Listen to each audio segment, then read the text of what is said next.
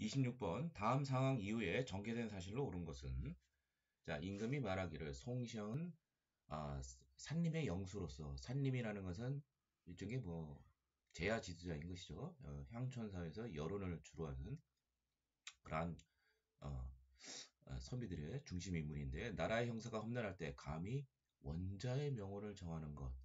이 원자 정호 문제를 가지고 일어난 자 여기 임금은 결국 그럼 숙종이 되는데 숙종대 그 환국 정치가 있었는데 세 차례 갖춘 한국이 있습니다. 그 중에서 이것은 두 번째 한국에 해당하는 어, 기사 황국에 해당이 되겠습니다. 자, 맨 처음에 이제 경신 황국에서는 자, 1680년인데 당시 그 숙종이 그 북벌을 염두에 두고 군대를 조련하는 과정에서 남인, 허적, 윤유 등이 이제 군권을 확대하는 과정, 즉 대흥산성 개축이라든지 도채찰사 이런 지휘 설치 문제를 놓고서 서인들이 이것을 역모로 물고 나갑니다. 그래서 일어난 이제 황국으로서 이때 이제 그 남인들이 이제 축출당하는데 대표적인 사람이 여기 3번에 나오는 허적, 또 윤휴 이런 사람들이 있겠습니다. 자, 두 번째는 이제 기사황국인데 바로 이게 정답이 되겠죠. 예, 9년 뒤에 기사항국에서는 자 남인과 연관이 된 시빈 장씨의 소생이 여기 이제 원자 후일 어, 경종이 되는데 이 원자 정호 문제를 놓고서 여기서 반대했던 이제 서인 등이 이제 대거 축출당합니다. 대표적인 인물이 여기 나오는 이제 송시열이 되겠죠. 사사되죠. 자, 세 번째는 다시 숙종이 이제 변덕이 이뤄서 시빈장씨를 이제 중전에 이제 원자 소생을 원자로 하고 이제 장희빈을 이제 중전으로 임명을 했습니다. 기사항국 이후에. 그래서 기존의 이제 왕비였던 인현왕후는 이제 폐위되죠. 그래서 정답은 이제 일단 5번이고요. 그런데 다시 인현왕후를 복귀시키게 됩니다. 여기에는 이제 숙빈 최씨, 영조의 생모인 숙빈 최씨의 영향이 큰 걸로 추정이 되어지는데, 자 그러면서 장희빈과 관련이 있는 남인들이 또 대거 축출당합니다.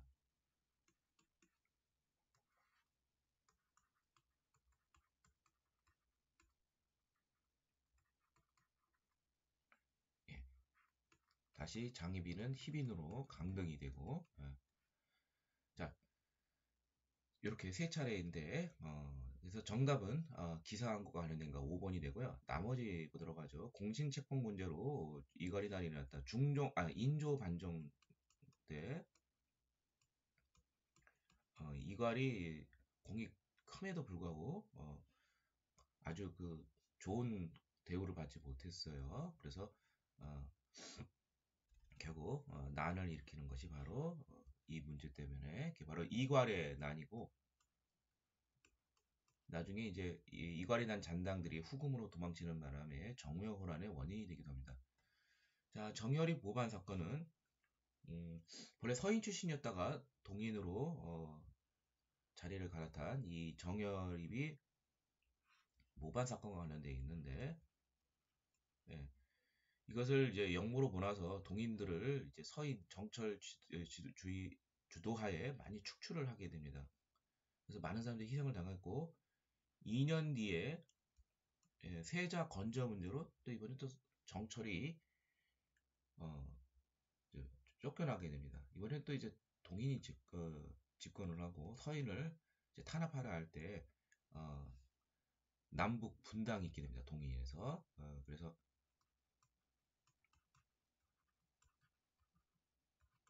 온건넌인 남인과 강경론 서인에 대해서 강경론 입장이 북인으로 이제 또 갈라지게 되죠. 그리고 3번은 이제 경신한국과 관련된 것이고요. 그 다음에 북인이 서인과 남인을 배제하고 권력을 장악하였다. 자, 이것은 광해군 때이죠. 광해군 때 북인이 정권을 잡았는데 서인과 남인을 배제하고 독단적 정치를 하자 결국 1번에 나온 이제 인조반정으로 몰락하게 됩니다. 정답은 5번이 되겠습니다. 27번. 가서적이 편찬된 시기의 경제 상황으로 옳지 않은 것은?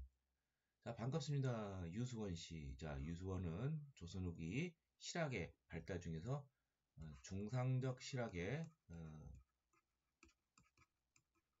뭐 시초라고 볼 수 있죠. 따라서 이 시기는 조선 후기가 되겠고, 조선 후기 경제 상황은 농업, 수공업, 상업, 뭐 광업, 무역, 화폐 사용 이런 데에 있어서 전반적으로 다 발달한 시기다. 이렇게 이해하시면 되겠습니다. 특히 이제 그 시초라는 것은 생산력의 증가인데 농업에서 그 이양법의 출현 이거 굉장히 중요하고 이에 따라서 이제 어느 정도 여유가 있게 되니까 팔기 위한 상업적 상품 작물이 이제 등장하기도 합니다. 그래서 여기 보면 2번에 보면은 상품 작물이 재배되었는데 인기 있는 것이 이제 조선 후기에 전래된 담배라든지 면화 이런 상품 작물을 재배가 있고요. 그리고 농업에서 생산량 확대를 가진 것이 바로 이 모내기법의 확대 이거 굉장히 중요하죠. 벼와 보리의 이모작이 확산이 되면서 생산량이 크게 늘게 됩니다. 자, 그 다음에 무역에 있어서도 공식적 무역인 개시와 비공식적 무역인 후시 모두 다 이쪽에 사무역이죠. 후시는 이게 골고루 확대되고요. 그 다음에 이때 그 교육을 하면서 큰 상인이 나오는데 대표적인 것이 만상, 의주상인, 청에 가깝죠. 대청무역을 주도를 했고 또 최대 상인으로서 송상이 또 연계 활동을 하죠. 예. 그리고 뭐 일본과 관련돼서는 내상, 부산 동래상인, 예. 이 송상이 만상과 내상 이거를 연결시켜주는 역할을 하죠. 자, 다 맞았는데 정답은 결국 그러면 3번이 틀렸는데 시장을 관리하기 위한 동시전이 설치되었다. 시장 감독기구로 동시전이 설치된 것은 신라 지증왕 때이죠. 예. 신라 지증왕 때 시장 감독기구로 동시전을 설치하게 되었습니다. 조선은 이제 조선 초기부터 경시서라는 것이 시장 감독 기구였죠. 예, 정답은 3번이 되겠습니다. 28번. 밑줄근 이 왕의 업적으로 본 것은 이곳 만석권은 이제 저수지인데 이 왕이 수원화성을 건립하면서 수원화성을 건립한 왕 바로 누구죠?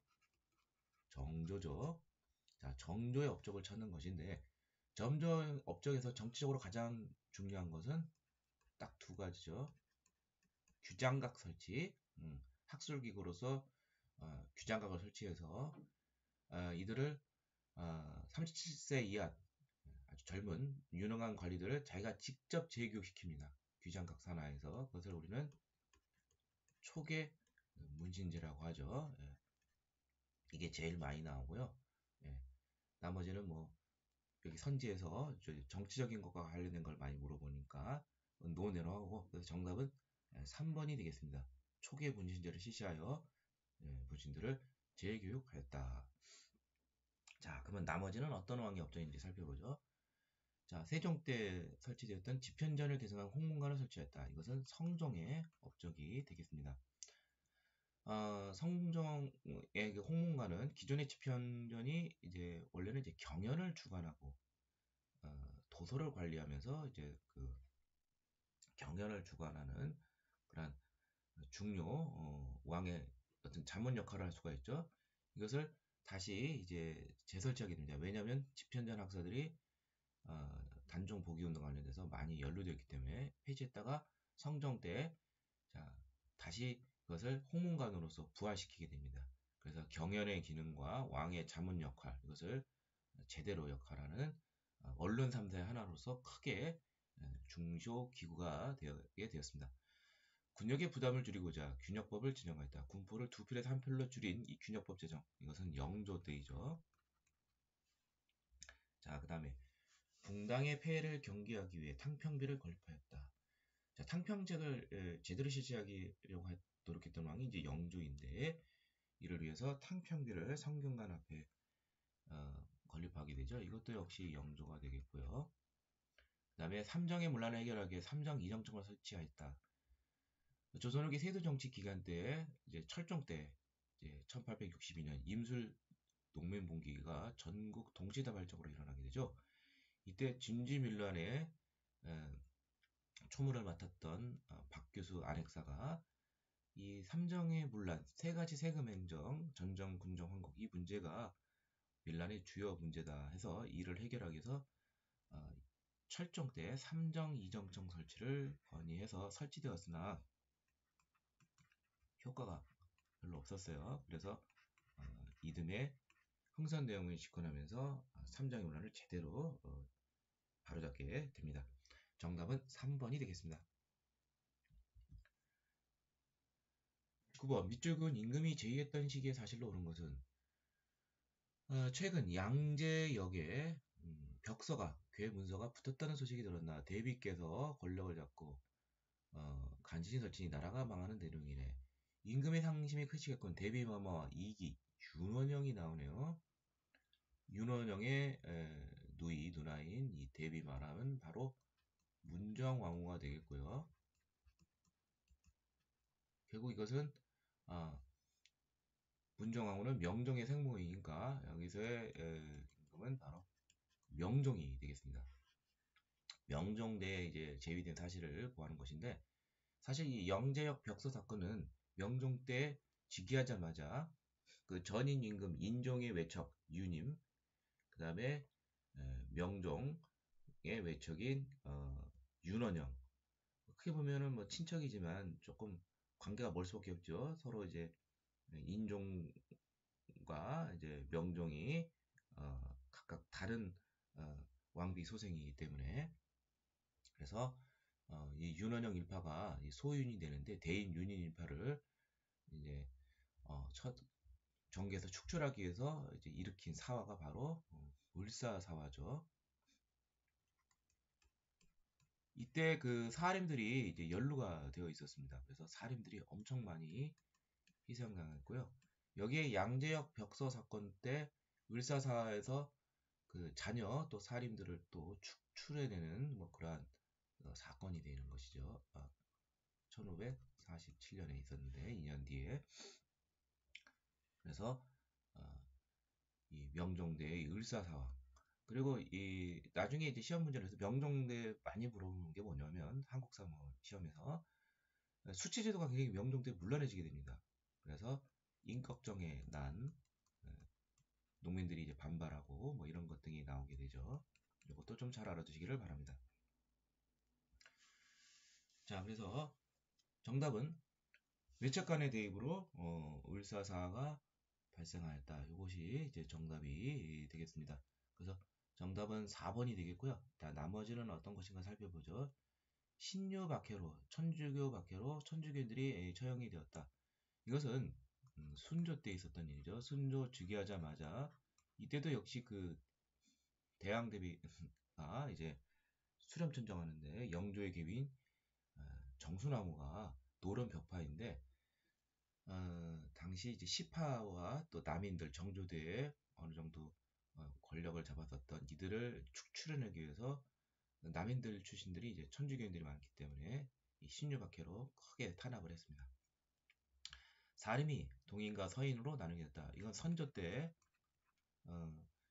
사림들이 이제 대거 중앙정교를 진출하게 되는데 다시 사림이 기성사림, 서인과 신진사림 동인으로 나눠지게 되는데 이것은 김효원과 심의겸 사이에 이조 전랑 인사권을 가진 이 자리를 놓고서 충돌이 일어났기 때문인 것이죠. 그 다음에 세 번째 홍경래 등이 봉기하여 정주성을 점령하였다. 자, 이것은 순조 때 있었던 일이죠. 홍경래난 세도 정치가 원인이 된 것이죠. 서북인들이 차별을 받는 것이 하나의 큰 빌미가 됐죠. 자의대위의 복상 문제로 예성이 전개되었다. 이것은 조선후기 현종 때 있었는데 두 차례 있었죠. 1659년 기해 예송과 1674년 갑인 예송이 있는데 각각 효정의 차자로서 왕위에 올랐던 효종과 효종비의 국상 때 이 인조의 계비인 자의대비가 어떻게 복상을 할 것인가 서인과 남인 간의 치열한 논쟁이 있었죠. 각각 기의 예성 때는 서인이 승리하고 갑인 예성 때는 남인이 승리하였습니다. 다음 30번 가에 들어갈 세식 풍속으로 옳은 것은 이렇게 되어 있네요. 애군을 쫓고 더위를 쫓는 뭐뭐뭐 이렇게 되어 있는데 보통 세식 풍속은 이제 음력 몇 월 며칠인지 좀 잘 알아둬야 되죠.